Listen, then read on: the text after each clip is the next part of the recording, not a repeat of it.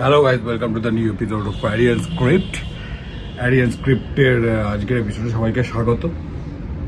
মোটামুটি লাইভে আসা হয়নি কয়েকদিন হলো, যদিও ট্রান্সফার মার্কেটটা অফিসিয়ালি খুলে গেছে এবং সবচেয়ে অ্যাক্টিভ যদি কোনো ক্লাব ইন্ডিয়ান সার্কিটে থেকে থাকে তাহলে নিঃসন্দেহে সেটা ইস্টবেঙ্গল। ইস্টবেঙ্গল তার 3 জন প্লেয়ারের কি বলবো আউটগোয়িংটা কনফার্ম করে দিয়েছে কালকে অফিসিয়ালি। জানাই ছিল যে রিচার্ড সেলিস, মেসি বাউলি এদের কনফার্মেশন হয়ে গেছে যাওয়ার, আর হেক্টর ইস্তে অবশ্যই হবে, যেগুলো জানাই ছিল বাট অফিসিয়াল একটা ব্যাপার থাকে, তো অফিসিয়াল হয়ে গেছে। এবার ইনকামিংয়ের ব্যাপারটা নিয়েও কিন্তু যথেষ্ট কথাবার্তা হয়েছে, মানে ফরেনারদের কথা বলছি এই ভিডিওতে, আমি স্বদেশীদের কথা তুলবই না। স্বদেশীদের কথা আছে অন্য হয় লাইভে নইলে অন্য ভিডিওতে বলবো। বিদেশিদের মধ্যে 2টো পজিশন নিয়ে বারংবার আমরা লাইভে কথাবার্তা বলেছি এর আগে।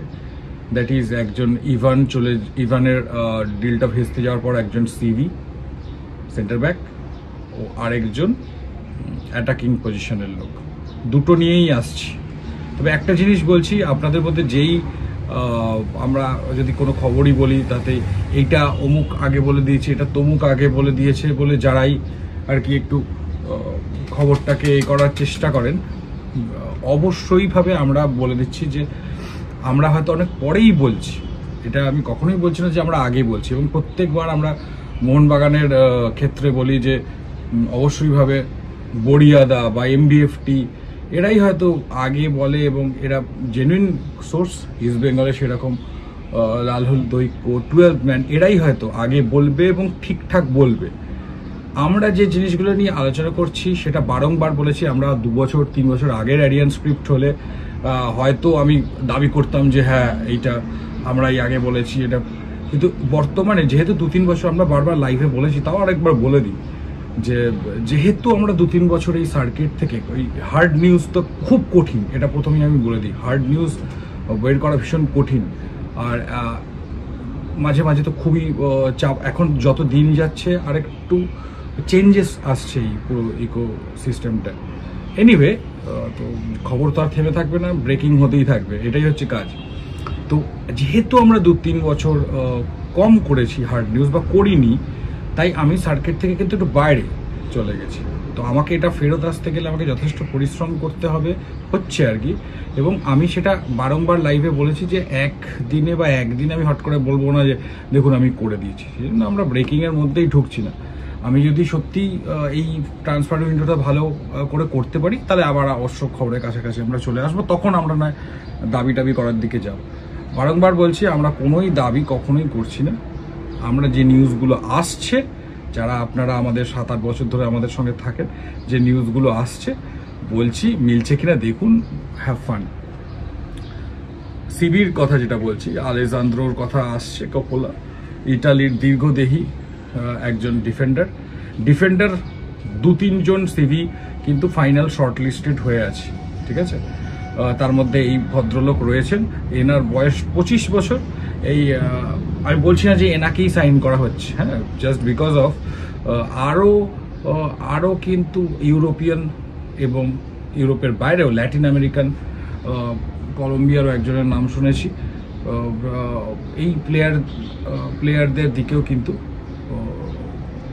এরকম প্লেয়াররাও শর্ট লিস্টেড কিন্তু আছেন। তাই আমি এক্স্যাক্টলি নাম করে না বললেও এটুকু বলতে পারি যে প্রোফাইল ইভানের ছিল ঠিক তার কাছাকাছি প্রোফাইলেরই একটা সিবি ইস্টবেঙ্গল ঠিক করেছে বলে আমার ধারণা।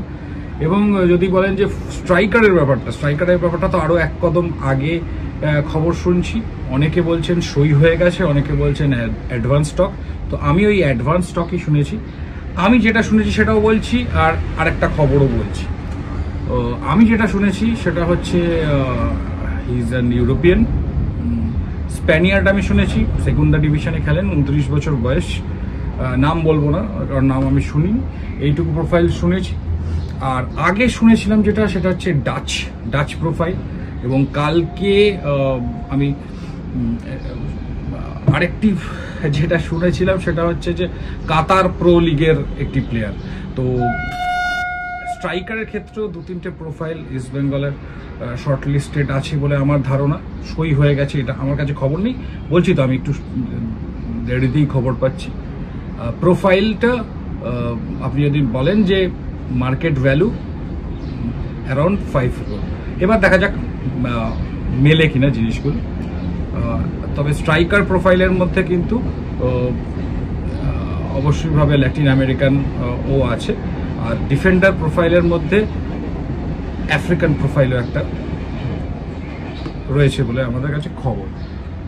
দেখা যাক, এগিয়ে আছে বলে আমরা যেটা শুনেছি সেটা হচ্ছে স্প্যানিয়ার্ড বাড্ডা এবং একটা ডাচও শুনেছিলাম কিছুদিন আগে ফর স্ট্রাইকার, আর এই ইটালিয়ান প্লেয়ারটা, এবং একটি আফ্রিকানও কনসিডারেশনে আছে ফর সিবি।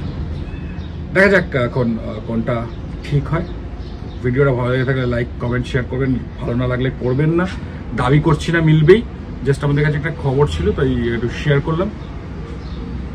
চলুন বাকি কথা হবে অভিষেক টেকচাম সিং ফিং নিয়ে, বেশি করে লাভ নেই, অন্য ভিডিওতে কথা হবে। সব শেষে বলি, প্রথমেই বলা উচিত ছিল, বলিনি, ভিডিওর তালটা কেটে যাবে বলে, কারণ শুরুতেই দুঃখের কথা বললে একটা অসুবিধা।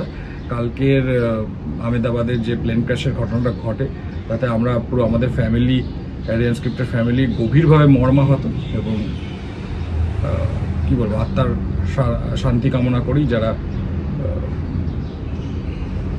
কি বলবো মানে এই ঘটনায় যারা আক্রান্ত হয়েছেন। ব্যাস, আর এর থেকে বেশি কিছু বলছি না, যেন অন্য ভিডিওতে আবার অবশ্যই দেখা হবে।